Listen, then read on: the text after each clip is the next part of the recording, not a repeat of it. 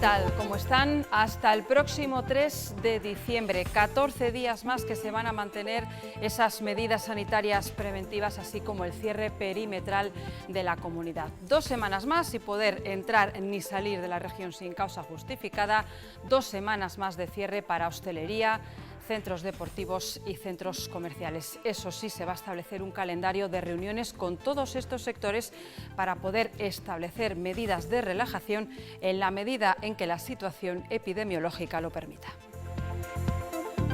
De cómo proceder a relajar las medidas tomadas al estar en nivel 4 de alarma a medida que la incidencia vaya bajando. Y mientras esta mañana todos los sindicatos sanitarios se han unido para protestar por el decretazo sanitario que aseguran constituye una agresión a sus derechos, puesto que supone la regulación de horarios y prestaciones personales de los trabajadores de la sanidad. Piden que se retire este decreto. La protesta se ha secundado en todos los centros de salud de la provincia y la capital. Y hoy en el barrio de Las Delicias de la capital también ha habido una reunión vecinal, también con peticiones sanitarias. Ana Martínez, cuéntanos en qué consisten esas reclamaciones. ¿Qué tal? Buenas tardes. Insisten en la reapertura de este centro de especialidades del barrio de Las Delicias y no descartan movilizarse. Tienen pensado concentrarse ante las puertas de la Consejería de Sanidad antes de Navidad porque dicen que ahora es más necesario que nunca que este centro abra sus puertas. Y no cesan las protestas. Padres y profesores de educación especial se han concentrado para exigir que se mantengan los centros específicos para sus hijos, alumnos con necesidades especiales. Marina Marcos, en Deportes, danos una buena noticia. Sí, hay buenas noticias en el mundo del balonmano. Estábamos pendientes de los resultados de las pruebas a las que se ha tenido que someter el central Diego Camino. Estas son negativas, así que va a poder estar este sábado frente a Puente Genil y ya entrena con el grupo. Luego lo vemos. El resto, comenzamos.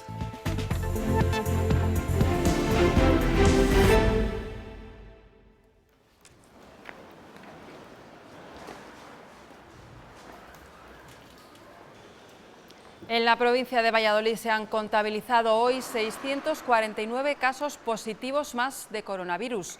En estos momentos tenemos que hablar en Valladolid de 1.033 casos por cada 100.000 habitantes, uno de los datos más altos de incidencia. Los centros de salud comienzan a acusar la labor de su trabajo ordinario, con el que supone realizar cada día más pruebas PCR.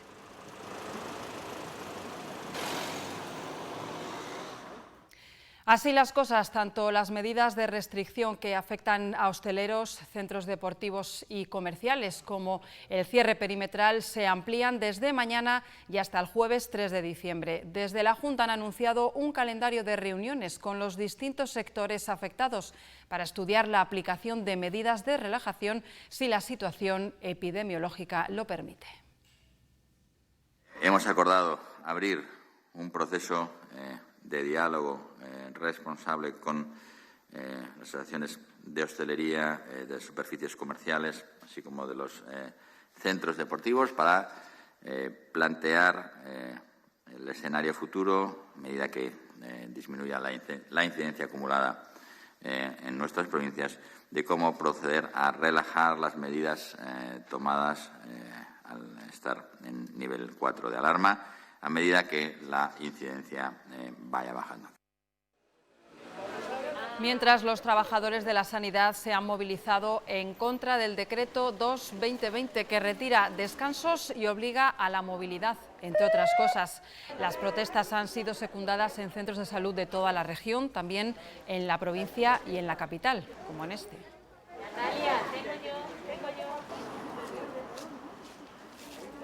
La mayor concentración de esta protesta ha tenido lugar a las puertas de la Consejería de Sanidad. Cerca de 400 personas, 6 sindicatos representados para exigir la derogación de este decreto que limita los descansos. Los sanitarios concentrados lo tienen claro. Mañeco dimisión, Mañeco dimisión. Están cansados por las situaciones generadas por la pandemia, pero también por la falta de planificación y las formas empleadas por la Administración regional. Que no se negocia publicando decretos en el Bocil un sábado por la mañana, que se negocian las mesas, trayendo propuestas y discutiéndolas. Se piensen que pueden chulearnos y pueden imponernos lo que ellos quieren. Medidas sean medidas razonables, no que dejen toda nuestra vida laboral y personal en manos de unos gerentes incompetentes. Y apuntan directamente a la titular de la Consejería de Sanidad. Añaden que la gente está harta y quiere negociar, no que se impongan unas condiciones que merman sus derechos. Denuncian que se usan mentiras para provocar enfrentamientos. Le dicen cuestiones que no están pasando. Es un querer enfrentar a los trabajadores con la ciudadanía y a los representantes de los trabajadores con los propios trabajadores. Gestión errónea y una mala planificación que está provocando situaciones complicadas en los hospitales. En algunos hospitales tenemos menos enfermeras trabajando que antes del verano, y esto ha sido por la falta de previsión de la Junta de Castilla y León y las malas condiciones laborales y retributivas que el personal de SACIL tiene en Castilla y León. Y recuerdan que los sanitarios están luchando contra un virus y por ello se juegan la vida. Piden dignidad y respeto a su trabajo y a sus condiciones. La consejera de Sanidad, Verónica Casado, ha asegurado que el decreto se enmarca en la declaración del segundo estado de alarma, que delega competencias a las comunidades autónomas. Este decreto regional es solo el paraguas legal para reorganizar de forma puntual la sanidad. En ningún momento se tomarán decisiones, asegura, sin antes consultarlas ni negociarlas. Todo lo que hagamos lo tenemos que hacer de manera negociada, pero también es verdad que tenemos que ayudar a esos profesionales que están ahora mismo en un 150, en un 200% de trabajo y, por lo tanto, tenemos que ajustar el sistema. Ajustar el sistema significa organizarlo para dar atención al COVID y dar también atención al no COVID. Y para poder mantener ese objetivo fundamental se tiene que reorganizar, y para reorganizar se tienen que hacer algunos cambios. Pero estos cambios van a ser todos negociados, todos incentivados. Pues se acumulan las quejas en la Consejería de Sanidad porque en el barrio de Las Delicias de Valladolid los vecinos se han reunido para decidir qué pasos seguir para insistir en la reapertura del centro de especialidades. Ana Martínez, ¿cuál es la situación y qué van a pedir exactamente?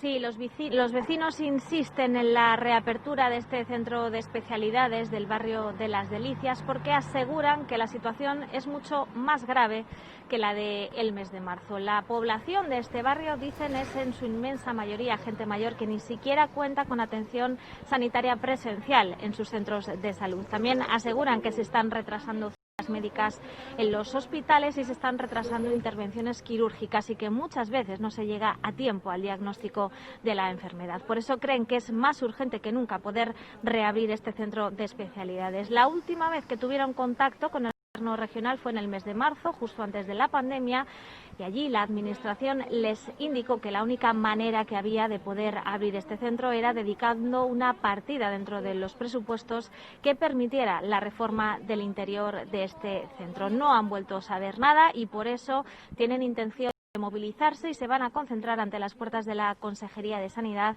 antes de Navidad. De atención presencial, que solo nos atienden por... Nos movilizaremos en concreto porque se añadan esa partida para el centro de especialidades, para la reapertura, que como decimos, es que es muy necesario, que necesitamos centros, necesitamos médicos y necesitamos enfermeros y enfermeras, ¿no? que nos atiendan, ¿no? Y tenemos ahí un edificio cerrado y nos parece vergonzoso que esté ese edificio cerrado estando en la situación que estamos.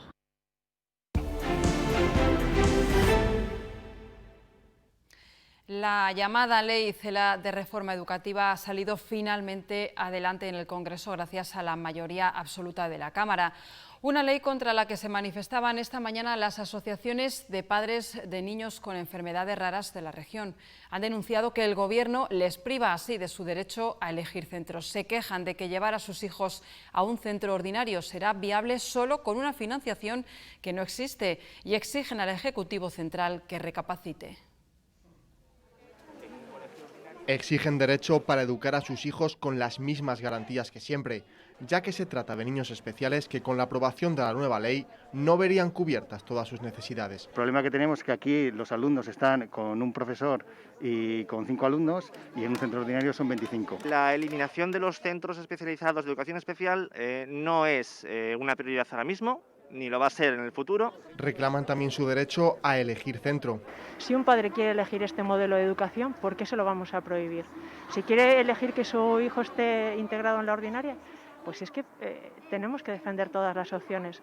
Afirman que el problema no radica en que los centros ordinarios recojan a niños con necesidades especiales, sino en que estos, en muchos casos, no están preparados para su llegada y la ley no prevé inversiones en este sentido. Si hubiera inclusión con dinero no habría problema, pero el problema es que no hay dinero. Hablamos de ideas, pero luego la economía nos pone en nuestro sitio. Por todo esto, los padres piden al gobierno que recapacite. Que piense que hay unos niños, hay unas personas que necesitan, como todas las personas en esta vida, evolucionar, aprender. Ese trasvase nos parece que es un poco ilógico y que no se conoce realmente la realidad de los centros, que estos centros sí que son inclusivos. Porque estos niños necesitan salir adelante. Hablamos de niños con unas necesidades muy concretas que en muchos casos necesitan de actividades y atenciones que difícilmente, nos cuentan sus progenitores, pueden ser satisfechas en el modelo de escuela ordinaria actual. 7 años después de la LOMCE, nace una nueva ley educativa en medio de la confrontación por el derecho a la elección de centro de las familias. Esta ley certifica la ruptura del pacto constitucional en educación, la ruptura de nuestro sistema de libertades. La ley CELA retira el concierto a los centros que separen por sexos y la cesión de suelo público a la escuela concertada. La defensa de estos centros ha sido duramente criticada por el PSOE. Utilizar lamentable y vergonzosamente a los niños, a menores, con lectura de manifiestos. Eso es manipulación. Enfrentamiento también por el castellano, que deja de ser lengua vehicular en los colegios. Los secesionistas se van a ver reforzados y convierte la educación en una fábrica de votos. Con la LOMLOE, la religión no contará para la nota y en clase se tratará la educación afectivo-sexual, con la oposición de Vox. Porque condenan a estas clases sociales a recibir en la escuela una papilla infame. La reforma incluye un cuarto bachillerato más general, solo se podrá repetir 2 veces en la etapa obligatoria y da más autonomía en el desarrollo del currículum a los centros. Es una ley que avanza en equidad, es una ley moderna, porque es ante todo una ley plural. Aunque después de la jornada de hoy a Junts pel Cat no le queda esa sensación. Y yo creo que esto es un fracaso un poco de todos. La 8ª ley educativa de la democracia tampoco ha logrado el ansiado pacto educativo. Renault ha pactado hoy con los sindicatos en Francia el despido de 2.500 trabajadores. Se ha conocido en el día en que se han retomado las negociaciones para las plantas en España. Los sindicatos han presentado su contrapropuesta y la dirección ya se ha pronunciado sobre la contrapropuesta. Está muy alejada de un posible acuerdo. Son casi 200 iniciativas relacionadas con el empleo, el salario y las condiciones laborales. Los sindicatos argumentan que no supondrían ningún coste, pero sí una mejora para los empleados. Quieren saber el plan de futuro para las plantas que ayer mismo visitó el consejero delegado Luca de Meo. Ha venido a influir en la negociación del convenio colectivo. A nosotros, a Comisiones Obreras, no nos condicionan las declaraciones del nuevo CEO. Hemos instado a la dirección esa que tiene que clarificar el futuro de las factorías en Renault España en unos momentos como los que estamos. Es una inquietud que tenemos los trabajadores. La ampliación de las jornadas, la reducción de salarios, las categorías de base, son líneas rojas que nosotros en ningún caso estamos dispuestos a negociar. Sobre la competitividad que menciona la empresa, decir que ya somos lo suficientemente competitivos. En España tenemos un ratio de producción de 18 vehículos por trabajador. Ecologistas en Acción quiere llevar a cabo un proyecto de naturalización y restauración del cauce del río Zapardiel en Medina del Campo. Quieren recuperar su esencia y su vegetación, aunque el proyecto es costoso. El presupuesto asciende a 700.000 euros. Por eso esperan contar con el apoyo de las administraciones. Bajo este hormigón, a lo largo de 1 kilómetro, discurre el río Zapardiel, a su paso por Medina del Campo. Es un río que hace ya siglos comenzó a sufrir un grave deterioro y hace pocas décadas la disposición de este hormigón pues lo dejó, como podemos ver, pues como un canal inerte y sin vida, ¿no? Ecologistas en Acción quiere naturalizar la zona, un enclave histórico situado junto al puente de San Miguel y las reales carnicerías de la localidad. Una vez que se quite el hormigón, la idea es disponer tierra vegetal para favorecer que el río vuelva a tener un aspecto similar al que tenía de forma natural hace décadas, es decir, que recupere sus pastizales naturales, pastizales húmedos que caracterizan este río. Y plantean mantenerlo con ganado ovino. Algo que puede parecer descabellado, a día de hoy, meter por este río ovejas, un pequeño rebaño de ovejas, pues es algo que se está haciendo ya también en muchos parques periurbanos, en zonas urbanas verdes, para gestionar la vegetación herbácea. Para lograr que los paseos de los vecinos sean más amables. Entre ver una cosa bonita y ver esto, pues la diferencia es más que evidente. El plan tiene un presupuesto de 700.000 euros y ya se lo han presentado al Ayuntamiento medinense y a la Confederación Hidrográfica del Duero. Sin colas, pero con el cartel de no hay existencias. Sony saca una nueva consola, la PlayStation 5. Su stock se acabó al poco tiempo de salir en preventa. Los primeros jugadores han madrugado para coger la suya.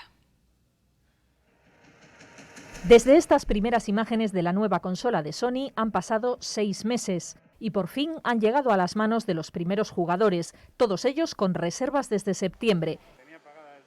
En su día de salida no hay stock. Y deseando, viendo vídeos por YouTube para ver cómo el unboxing y todo eso y con ganas. La pandemia ha roto con las colas y ha obligado a tiendas como esta a dar cita previa a sus clientes para evitar aglomeraciones. En la época pre-COVID esto hubiese sido un lanzamiento en tienda con colas en la entrada para conseguirla. El precio entre los 400 y los 500 euros según la versión. Esta nueva generación de consolas da un salto de calidad, sobre todo mejora la imagen y la inmersión dentro del videojuego.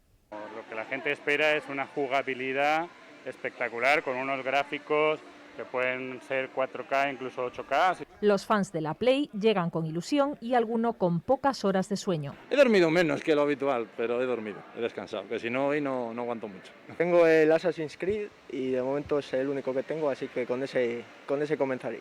Los videojuegos son la gran industria del entretenimiento. Facturó el año pasado 120.000 millones de dólares. De ahí que las nuevas consolas se hayan agotado. Yo no tengo tampoco. Mis hijos están los dos deseando que podamos comprarla, pero primero eran los clientes. Ya está en producción la siguiente remesa, lista para Navidad. Es todo. En unos minutos llega Marina Marcos con los deportes. Cuídense.